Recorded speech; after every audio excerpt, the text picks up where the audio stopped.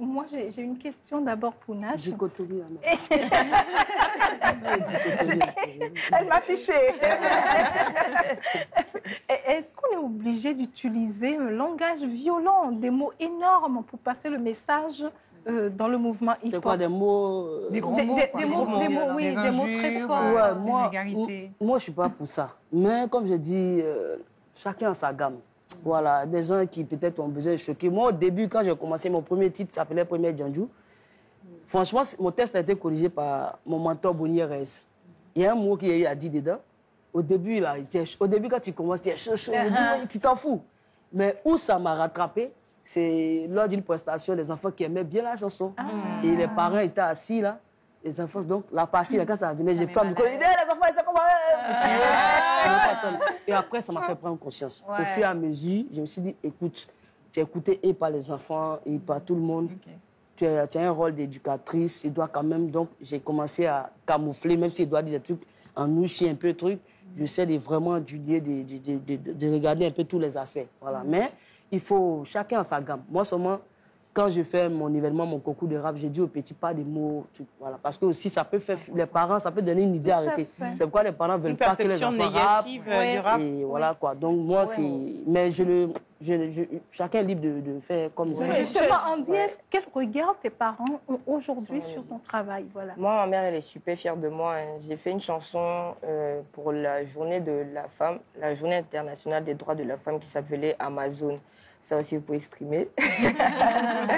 Donc, c'était une chanson qui disait « faut respecter les droits de la femme à sa place ». Je veux dire que il y a des bons sons, il y a des sons comme ça, mais je veux dire de base, je suis une rappeuse. Moi, je suis en mode, j'ai des trucs à dénoncer, en fait. S'il y a un rappeur qui me clash, quand je rentre au studio, c'est pas pour véhiculer un message avec des mots gentils, quoi. Genre, moi aussi, je vais à fond, quoi. C'est la musique, c'est le rap, c'est le game, quoi.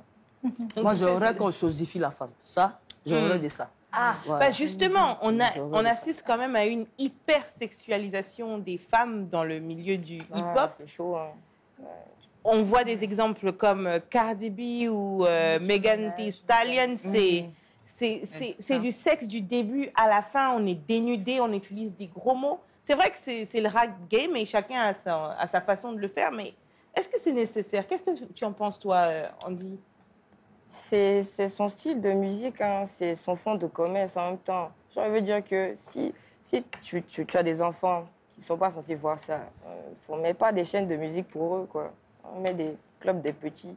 C'est le rôle des parents, en fait, de surveiller ce que leurs enfants écoutent. En fait, justement, c'est comme Lil Nas, lui qui a chanté Montero, non, là, lui fait des clips de ouf, quoi. Et puis lui-même, là, il montre clairement que... Voilà, Lil Nas X, mais voilà, mais c'est juste pas pour les enfants, quoi. Ouais, en fait, si tu veux pas que ton enfant tombe dessus, tu mets pas ça. Mais aujourd'hui, comment est-ce qu'on protège les enfants? Enfin, je dirais, ils sont partout, ils sont sur les réseaux sociaux. Oui, mais c'est pas l'artiste de je sais pas, cacher sa musique ou bien se masquer à cause des enfants. Ouais. Mais moi, je vais dire, il faut faire la part des choses. C'est les États-unis, c'est chez eux là-bas. C'est les cultures, c'est les gars. Mais tu sais que ce genre de mentalité-là, c'est ça aussi, ça nous met en retard. Non, il faut faire très attention. Il faut faire très attention. Tu sais, ce que j'ai dit, au départ, on est gamé. Au fur et à mesure, quand tu commences à rentrer dans le truc que tu te retrouves à jouer devant des autorités, des institutions, des gros projets. Tu vois, par exemple, toi, tu as fait la chanson sur les droits de la femme. Tu vas pas te retrouver dans une cérémonie où il y a ces personnalités et puis tu vas chanter des morceaux vulgaires. Non, justement, c'est parce que tu en es consciente que toi, tu as fait. Il y a des gens qui s'oublient. Moi, je dis, on copie très mal souvent. Regardons aussi l'environnement dans lequel on se prend. Il faut s'adapter à son environnement. On est en Afrique, il faut s'adapter. Ici, tu te mets à la télé, tu es dénudé, tu es d'un truc. Il faut t'attendre à un retour, quoi. Voilà. Et justement, en parlant de ce qui fait vendre, là, on parle de l'hypersexualisation. Au niveau des techniques de marketing, très souvent, les clashs sont encouragés. Il faut faire semblant d'avoir un fight avec un rappeur ou une rappeuse en face pour justement booster les vues, booster sa visibilité. C'est ça, faire semblant d'avoir une dispute. Moi, j'aimerais savoir qu'est-ce que vous en pensez. Est-ce que c'est nécessaire? Moi, j'ai vécu une expérience comme ça, hein, genre en plein plateau de télé. On me dit que, ouais, toi, tu as fait ci, ça. Je ne comprenais pas. Mais je me suis dit, vas-y, c'est un petit coup de com' pour la personne en face. Mais je ne suis pas pour ça, en fait, parce qu'elle me dit que passer à la télé, faire sa promo, et comme genre, la mère avait dit, en ce moment-là, tout le monde est en train d'essayer de se positionner réellement, en fait. Donc, c'est pas, quand on vous donne des scènes comme ça, c'est pas pour venir vous insulter, en fait. Donc, moi, je suis pas trop pour les clashs. Moi, je pense que les clashs, soit c'est marketing, et puis on organise un truc, genre petit combat pour s'amuser, clash musical. La musique. Voilà, vite fait. Telle, ouais. Mais s'insulter comme ça sur les réseaux et tout, moi, je pense pas que Ce soit nécessaire. Moi, je pense que ça existe. Ça existe il y a longtemps. Oui, Ça fait existe, partie mais- du hip-hop. Ok. Mais il faut savoir faire, comme elle a dit là. Il faut le faire dans les règles de Comme l'art. Comme les gens qui sont derrière l'eau, là, on prend tous les exemples sur les Européens, c'est un jeu. Ils font pierre dedans. Quand ils font là, ils déboutent diamant, il y a fou. Voilà. Maintenant, nous ici, comme Ivoiriens, on ne s'est pas fait doucement. On a chargé ça et ça devient autre chose. Mais justement, Nash, là, on parle de... Moi, j'aimerais qu'on vienne justement sur le fonctionnement même de l'industrie. Parce qu'on a parlé d'hypersexualisation des femmes. On a l'impression que c'est ça qui marche. Est-ce qu'il y a une Je suis industrie désolée. Pas ici. Mais ça arrive. J'y arrive. Ce que je veux dire, du rap game. Comment tu veux l'appeler, de la communauté, etc. Comment la communauté même du rap fonctionne. Là-bas, c'est parce qu'on a l'impression que c'est ces femmes-là qui vont être mises en avant, celles qui se dénudent. Je suis désolée, Megan. Oui, c'est Et vrai. pourtant, il y a d'autres femmes qui le font pas aux États-Unis. Elles sont pas toutes à le Elles sont faire. sous-cotées, Mais oui. celles qui sont, elles sont sous-cotées, celles qui sont en avant, c'est celles qui le font, qui parlent de sexe, qui se dénudent, qui le montrent vraiment.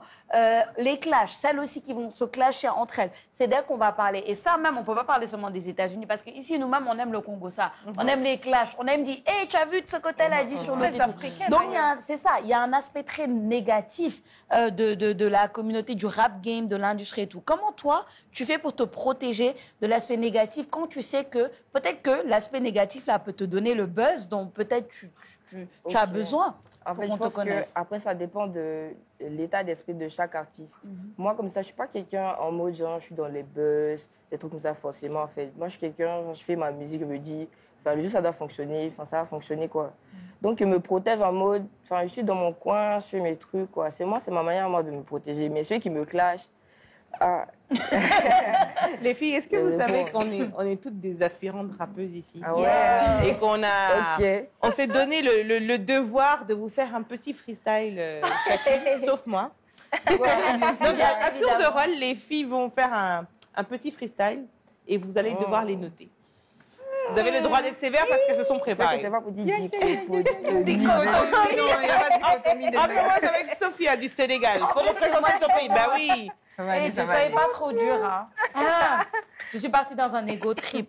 Ok. Façon, Ok. d'accord? Parce que j'aime bien l'ego trip. Donne-moi un beat, donne-moi un beat. C'est SB qui te parle aujourd'hui, permets-le-moi, on va faire sans filtre. Avoir ton Instagram, c'est pas dans tes habitudes, mais installe-toi, sois pas choqué par le charisme.